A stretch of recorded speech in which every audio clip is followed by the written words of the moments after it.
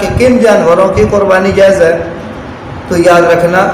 کہ اس کے اندر جو ہے قرآن کریم کے اندر جانوروں کا ذکر کیا گیا ہے بہیمۃ الانعام کے تحت، اور مفسرین نے وہاں پر جو ہے عام طور پر جو ذکر کیا ہے وہ یہی ذکر کیا ہے بکرا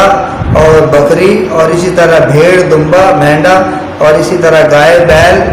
اور اونٹ، ان چیزوں کا جو ہے وہ ذکر کیا گیا ہے کہ ان کی قربانی جائز ہے، اور اس کے علاوہ کسی جانور کی قربانی جائز ہے نہیں ہے۔ تو بھینس باقی رہ گئی، بھینس، تو بھینس جو ہے نا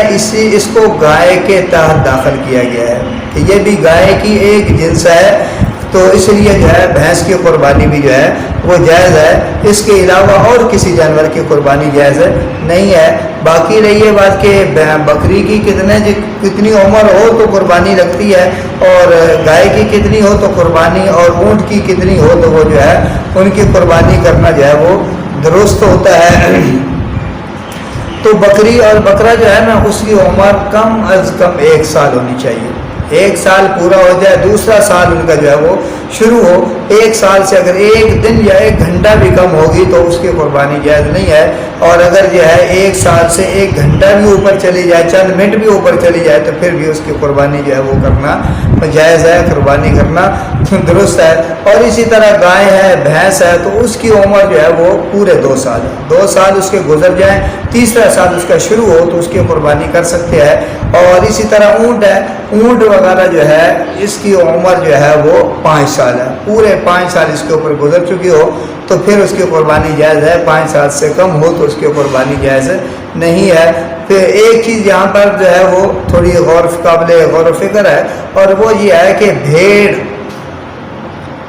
جو ہے اس کی قربانی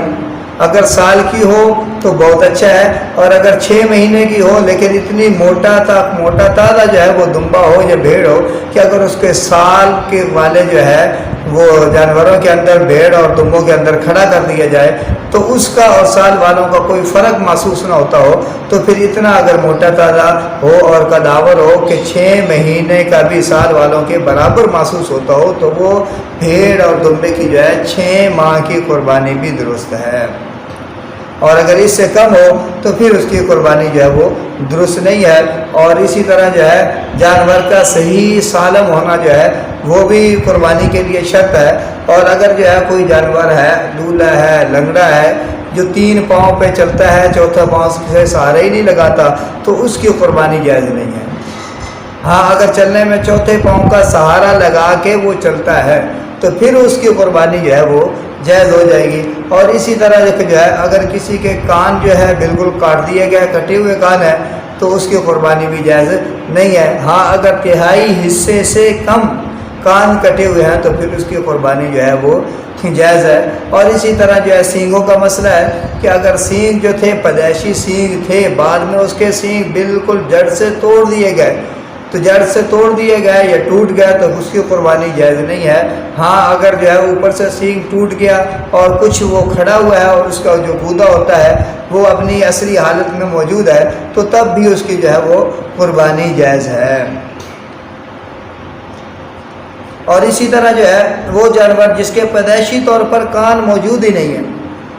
تو اس کی قربانی کرنا بھی درست نہیں ہے۔ ہاں اگر کان ہوں لیکن چھوٹے کان ہوں تو پھر اس کی قربانی جو ہے وہ کرنا درست ہے۔ اور ایک بات اس میں اور کہ